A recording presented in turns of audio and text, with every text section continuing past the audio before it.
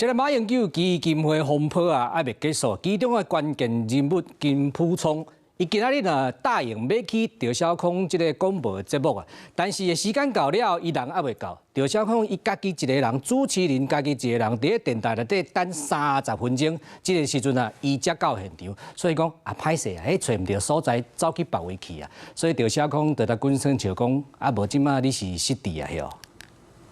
不是失智了，我覺得大家都失智。節目開始，做干那主持人趙少康一個人爾，因為要親身出來說明的金溥聰找唔到電台，遲到半點鐘才總算到位。他們就是像您講的，他們知道這些失智的人有哪些症狀，就要把這些事情扣在馬英九頭上。強調受馬英九的請托，背後馬辦的政治行長蕭學炎所講的，真濟代志馬英九攏放袂記。嚴格講一講，3人調查小組的發言人基金會的董事李德輝，才公開馬英九大姐馬依蘭的簡訊，講全國安會秘書長金溥聰利用馬英九，全部仔細只檢查2遍都沒有，沒有什麼 WhatsApp 啦，什麼 WeChat 啊，我跟他都沒有這個聯絡。有媒體壓料，馬英九有甲政治行長王光祖吹暗管啊等等的暴力行為，佮叫伊跪落個磕頭。基金會發出聲明，是王光祖向情緒激動跪落個，